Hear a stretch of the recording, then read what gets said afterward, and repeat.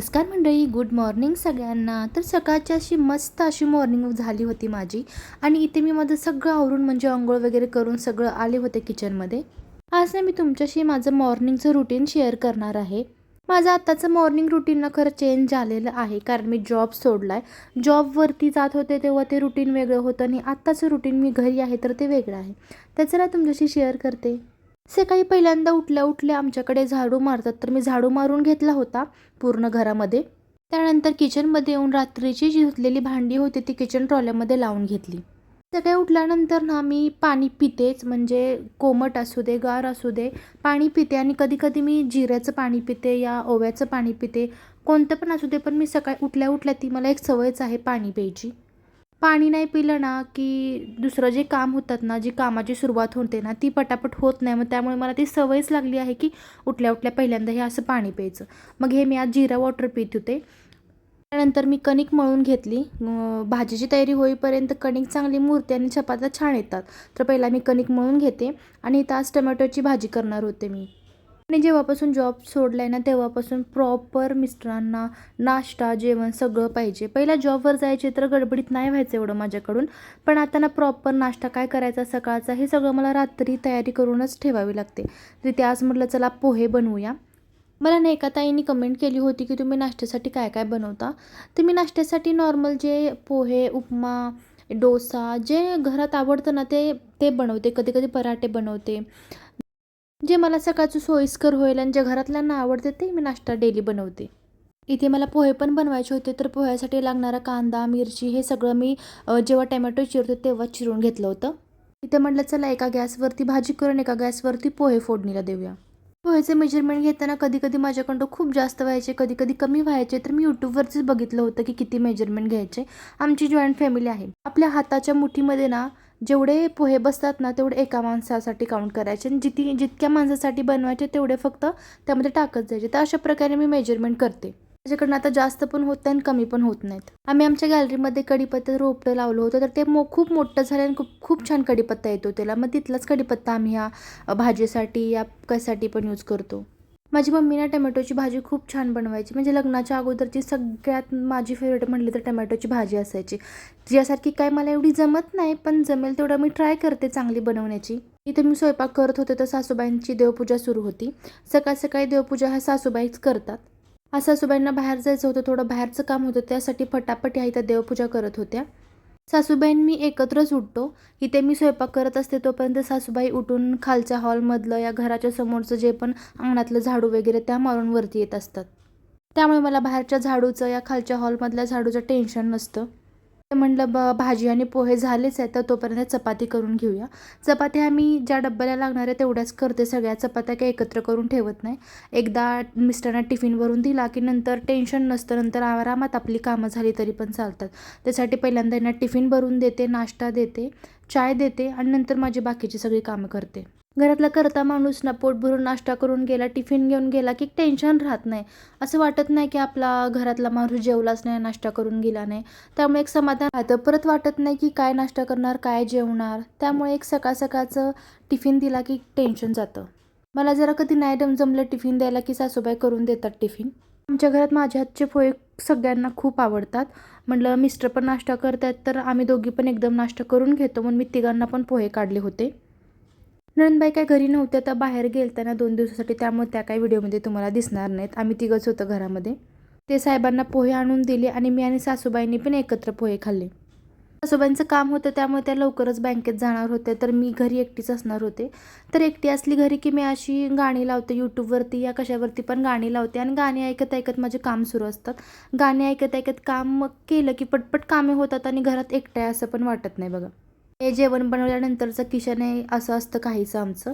तरी माझ्या चपात्या अजून अर्ध्या बाकीच होत्या. फक्त टिफिनला ज्या लागणाऱ्या त्या चपात्या मी पटकन करून दिल्या होत्या. तर इथं मी जे पण पोहे राहिले होते ते वाटीत काढून घेते. या भाजी राहिली होती ती वाटीत काढून घेते.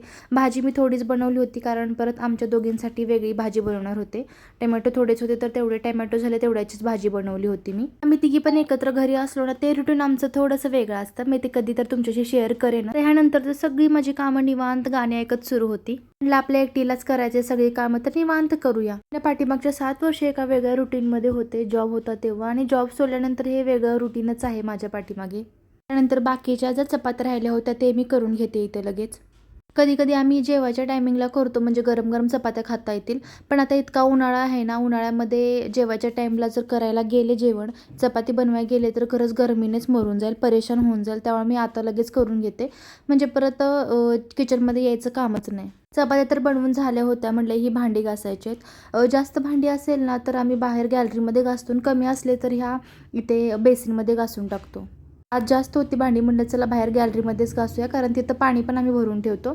आणि हे जे पळपूट लाटणं आहे ना ते मी चपाती करून झालं इथंच धुते, कारण ते खूप जड आहे.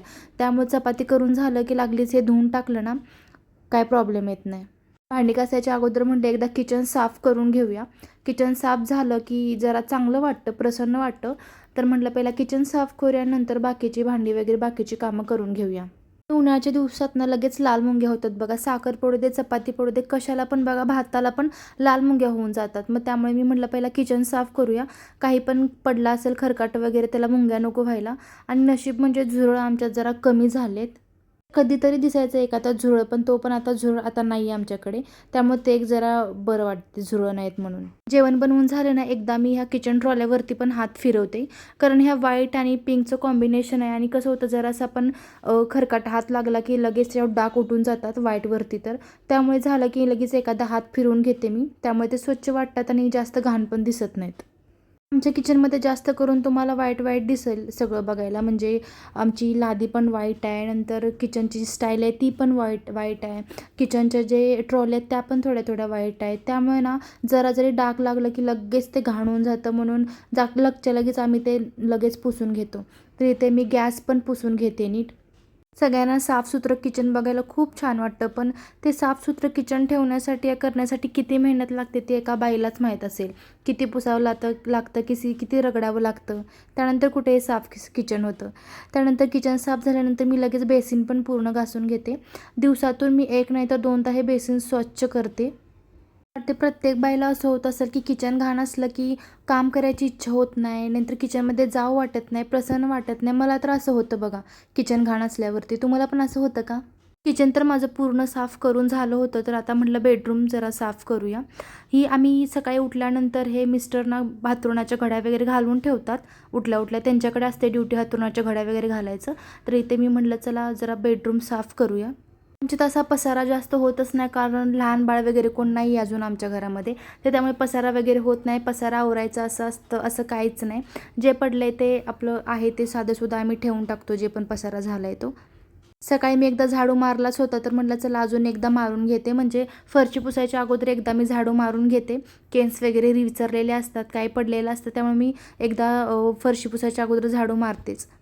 आज पडदे पण धुवून टाकायचे होते, तर सासूबाईंनी सकाळीच पडदे वगैरे काढून दिलते धुण्यासाठी, कारण खूप दिवस झाले पडदे धुतले नव्हते आणि खूप घाण पण झालते. आणि आज मशीनमध्ये अशी काही खूप सारे कपडे नव्हते, थोडीशीच कपडे होते. तर चला म्हटलं आज पडदे पण धुवून टाकूया. इथे मी गॅलरी पण झाडू मारून घेते. ही छोटीशी गॅलरी आहे आमची. तर म्हटलं फरशी वगैरे पुसेपर्यंत आपली मशीनला कपडे होऊन जातील, तर इथे मशीनला कपडे लावून घेते मी. आणि मशीनची सगळ्यात जास्त गरज ही जी जॉब करणारी बाई आहे तिलाच माहीत असेल. मला मशीनची खूप हेल्प झालेली आहे पाठीमागच्या काही वर्षामध्ये. एवढं आहे की मशीनमध्ये जास्त कपॅसिटीच्या वरती कपडे तुम्ही नाही टाकू शकत, ते निघणार नाहीत.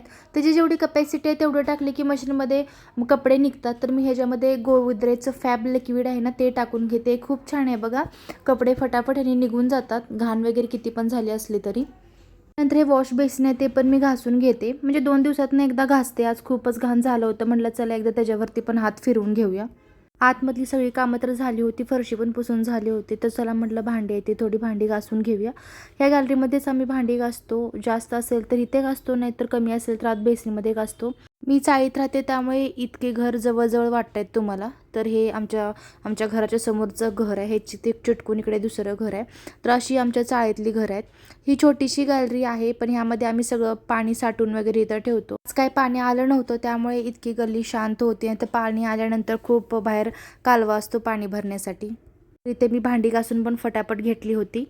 बाहेरची गॅलरी साफ करायची होती, म्हटलं भांडी आतमध्ये ठेवून ती बाहेरची गॅलरी साफ करून टाकूया. व्हिडिओमध्ये दिसते की ती फटाफट कामं होतात, पण की फटाफट कामं झाली असेल. जी गॅलरी आहे आमची किचनची गॅलरी आहे आणि दुसरी जी गॅलरी आहे ना, मी झाडू मारत होती ती बेडरूमची गॅलरी आहे. तर दोन्हीकडून आम्हाला दरवाजे आहेत, दोन्हीकडून गॅलऱ्या पण आहेत वरती. तर लास्टचं काम होतं ही मशीनमधली कपडे सुकत घालायचं होतं.